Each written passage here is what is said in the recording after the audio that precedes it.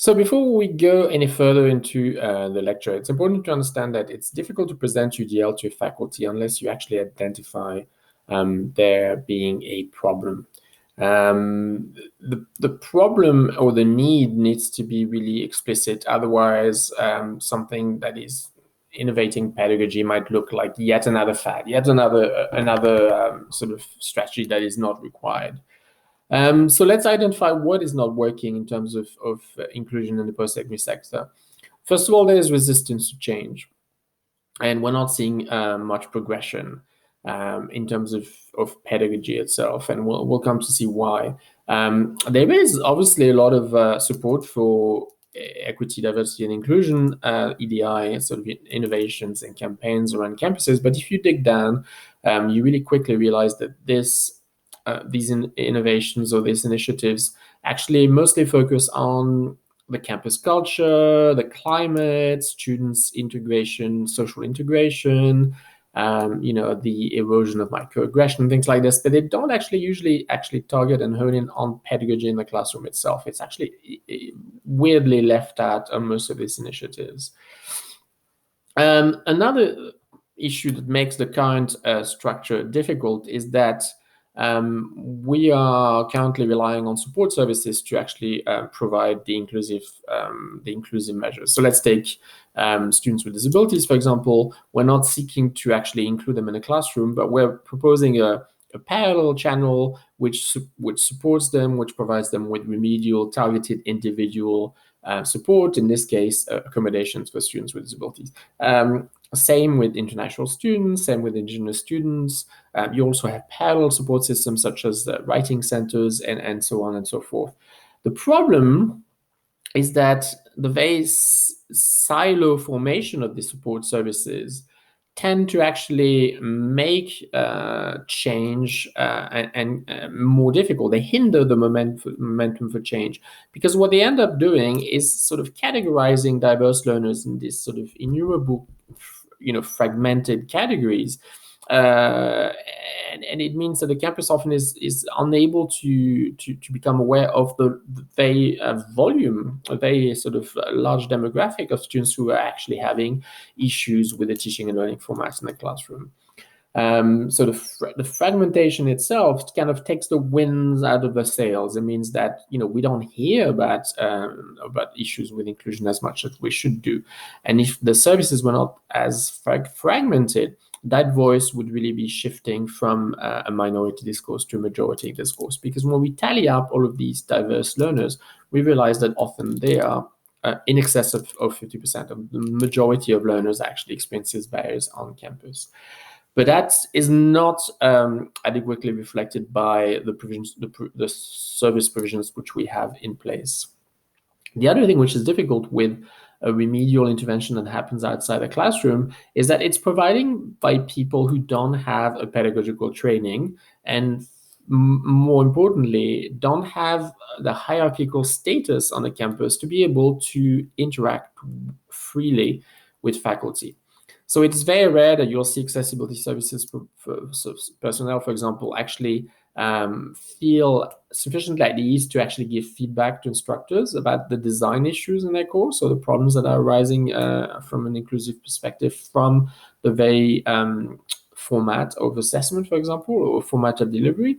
That's even less so the case with staff that might be working supporting international students or Indigenous students, or LGBTQ students or racialized students who really will be feeling out of place trying to make a comment on pedagogy. So it is really not helping with management of change there. The wider issue with the current system is that most of these parallel remedial, targeted individual interventions actually are grounded in a deficit model of the student. So what do we mean by deficit model? Well, the deficit model basically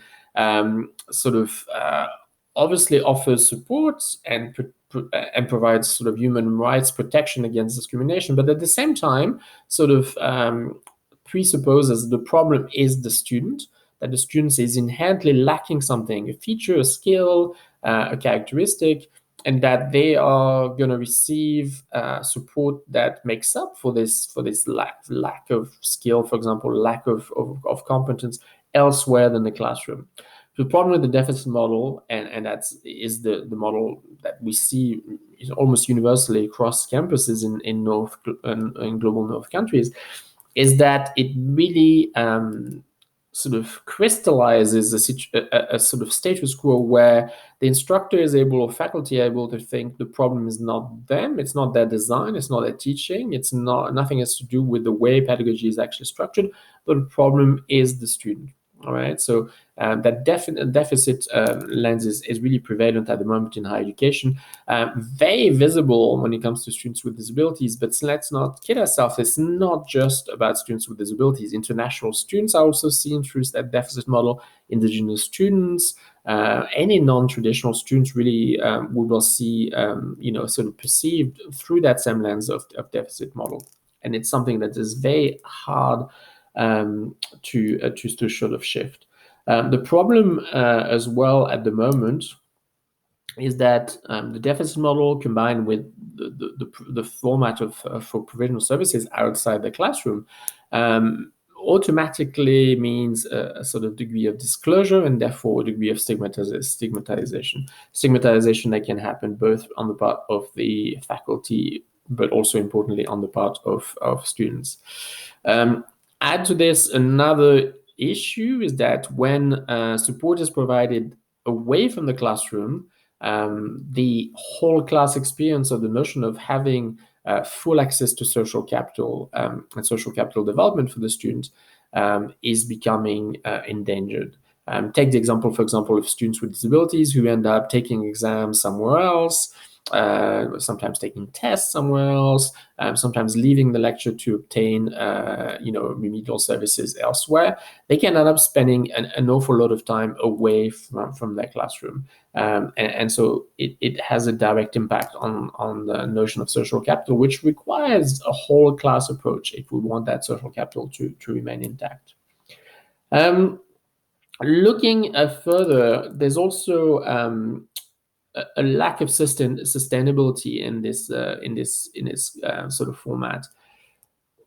Don't forget that many of these parallel remedial individual support services that are provided outside of the classroom emerge from a framework which was really created in the 60s, where minority students, so diverse students really represented minority. We went talking a huge sort of number of students. Demographics were really, really low.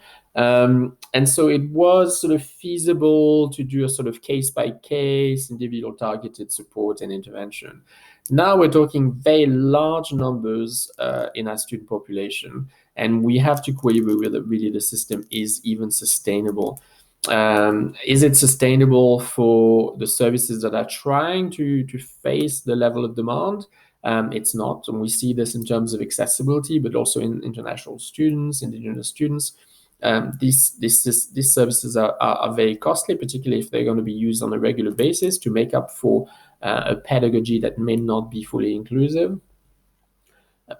It's not just an issue of volume and level of service request.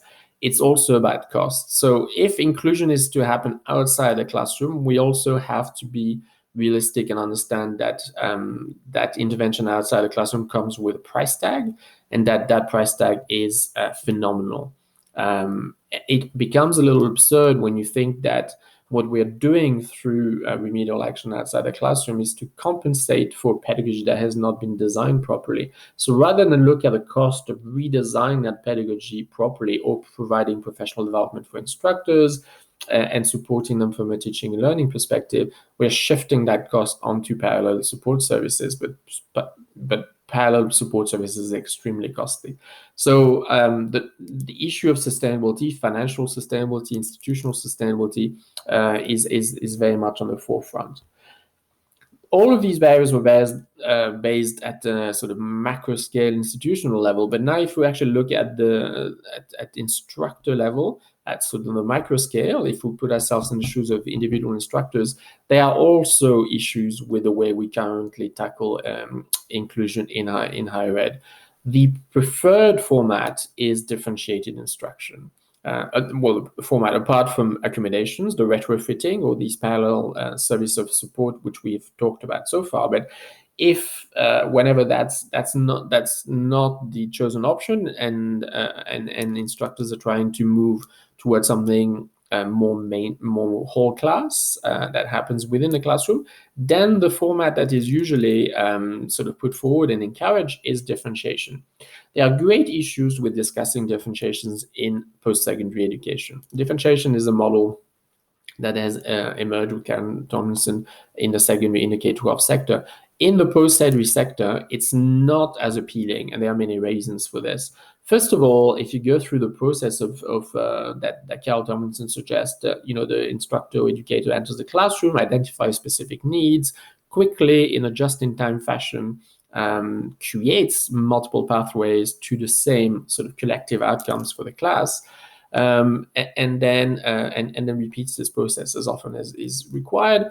Also, if group activities happen or teams are created, the instructor, again, to maintain that whole class sort of approach, will make sure that that doesn't slide towards ability grouping, and that you will shift team members and recreate groups to avoid that, and keep them random, so that social capital happens, and then we have multi-level multi-ability grouping rather than single ability grouping.